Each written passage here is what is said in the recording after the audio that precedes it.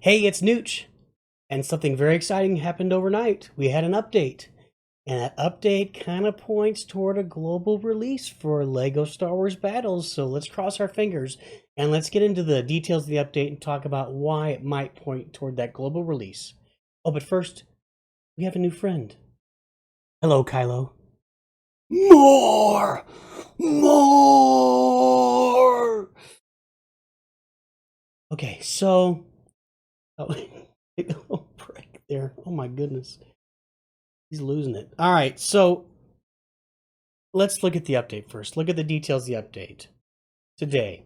So they added a new planet and rearranged the planets. So they added the planet Jakku and they rearranged the planets, and we'll see that in a minute. We'll jump into the battle screen. New battle log. View replays of your recent battles to hone your skills, learn tactics, and copy opponent decks in the new battle log. Tap your player name on the home screen to access this in your profile area. We're going to look at that first, and that really points toward a global launch. We'll tell you why in a second. More planet milestones. They added additional rewards on the planet you'd already finished. We're not sure if they've rebooted the rewards, probably not, or if they've added new tiers of rewards at the lower levels, maybe mid levels and higher. So they've added a bunch of new rewards. And now that we've already played through those planets, we'll get to go and play through those new rewards as well. And we'll kind of go through those. Just kind of mess up Nooch's list of all the planetary rewards. But, you know, it is what it is. New units. The Tauntaun jumps over bridges and attacks towers. Much like a Hog Rider in Clash Royale if you play that game. But regardless, Gamorrean Guard seems to stay back in your end and guard those towers. The Ewok Glider and the Imperial Dropship are going to drop Ewoks or Stormtroopers anywhere on the board you want, just like a Y-Wing or a TIE Bomber. So they're going to allow you to drop those units. And we're going to see a couple of these units here. We got a little gameplay to show you, but we're going to see them here. And then balancing efforts. So R2 and C2 are now going to heal 100% faster, so twice as fast. And they'll go away faster, but they'll heal your towers up much faster than they used to. The missile towers had their health increased by 13%, and that's their big issue, and why they're not that usable, because they're so fluffy. They get killed so easily. So maybe that'll help them. And the Gungan Gang had their damage increased by 33%. Still not sure it's worth it for 4 energy, but we're going to play with them a little bit later this week, and we'll let you know how it works out. But for now, let's take a look at Nooch's battle log. Here it is. So you see there the first one, Nooch versus Nightfall, and Nightfall was the winner. Nooch lost that one. But if you go to the other two, we had 2 battles against bots, and they used, you can see in Southwest's team, we've got the dropship was used, and in Lost Triany, 27 used the Tauntaun. So we're going to show you. Let's go ahead and start watching these, and you're going to immediately see the Tauntaun. We're going to turn the volume up just a tad, and you're going to immediately see the Tauntaun working here because they Lost Triany launches that Tauntaun pretty quickly here. Let's see if we can watch it. But these new units are really cool, but mainly this battle log that okay, there it is. There's the Tauntaun. Jumps over a wall. That's really cool. Now it's taking fire from 3 sides. It actually lives pretty long for taking fire from all sides as a level 8 unit. So it's a high health unit that attacks towers directly. And that's going to be really, you got to time it out right. That's going to be really effective and dangerous because it's probably going to wipe out those towers quickly. There's our new missile launcher, rocket tower with the higher health at level 6. Now, one cool feature here, you can see we can watch it twice as fast, or we can watch it 3 times as fast, so we can get to the thing we want to see later in the battle. We can also pause it, see what's going on. I don't see a rewind feature, but that's all right. So this is the battle log. This is how it's going to work. You're going to be able to, let's go ahead. Oh, there's a Tauntaun. Let's watch the Tauntaun attacking our main tower. Look, it's doing about 140 damage per shot, which isn't tremendous, but you still have to defend against it. And that wasn't launched in the right place. You probably want to launch it when there's not a lot of defense, and you know that your opponent has used up a lot of their offense or units. So now let's look at Southwest, and let's watch that Imperial dropship. So this battle log is going to enable you first to look back at battles you fought. You can see, why did I lose that one? I thought I had it. What could I have done better? You can look back. You can see the things you could have done better. Determine what you got to do to win the next game. Oh, here's a dropship right here. So drops in 2 stormtroopers directly on the tower. That died really fast. Really fast. That first one was like 1 or 2 shots and dead before it even got off a shot. So we'll have to keep an eye on those and really learn how to use those. We haven't seen the Ewoks yet. We'll see these units over the coming week, and we'll talk a little bit more about it in the future.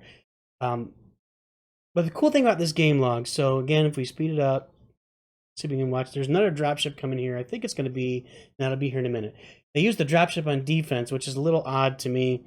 Doesn't seem like much of a defensive unit, especially if those stormtroopers drive so fast. Although, if those stormtroopers are very clearly, and we've had somebody look at it, lower health, lower damage. They're just not as good as normal stormtroopers. There's a dropship, and now they're going to fire at Luke while he's attacking the tower, but then his special wipes out. His special took out the level 7 stormtrooper just straight up. Just took it out. So clearly they're low health. We're going to have to figure out how to use those guys. Although just being able to drop it anywhere on the field seems like a pretty good benefit. Let's exit out of that. That is the game log. Why would this indicate that we're moving toward a global launch? Well, there's a couple of things. One is, as a development team or marketing team, you're not going to develop a game log like this if you're not going to really invest in the game. So the game is not going away. This is a major feature and one that's really important to a global launch. So the other part of this is this lends towards clans. So if you look at clans, you'll be able to share and show them your battles. The very top thing there, you're saying, hey, here's where I battled Triani, whatever, and you can take a look at it. Check out the drop ships. It's really cool. Or watch how I used my my sniper here. This is a really good way to use it. It's just tips and tricks for your clan mates as well. The other thing about why it would point to a global launch is the amount of server space involved to hold somewhere around 5 to 10 battles in storage for every single player playing the game is an investment. It's an investment for the company making the game. It's an investment for, I think that's a Playdemic that's designed. It's an investment for them behind the scenes to really put the money behind the game and say, we're about to get this launched. We need to have these replays in there. And that is really, those are the reasons it indicates that we might be going to global launch sometime soon in the next month or two. Nooch is hopeful. More! So we're really hoping for that. Nooch is saying a lot in this video. He's very excited about these updates. That is all the stuff we got. Let's look at these planet order. We didn't look at that. So we're going back to the beginning. You can see that now we have Scarif is now in the top, is now the highest rated planet, and it takes 3,000 trophies. It used to be 2,500 trophies for Kamino. Now Scarif has moved to the most expensive planet at 3,000. You don't want to let your trophies drop below 3,000 if you're above it, because then you lose access to those rewards. Now we have Jakku, and Jakku is a new planet. You can see there those 2 clone tanks are very similar to what was offered as the first reward on Naboo. But you see some of these rewards as a first reward are different. This guy, the Duros Alliance fighter, as a first reward on Geonosis, that is definitely different. So what Nooch thinks happened is they added some rewards like maybe low, middle, and high for all these planets.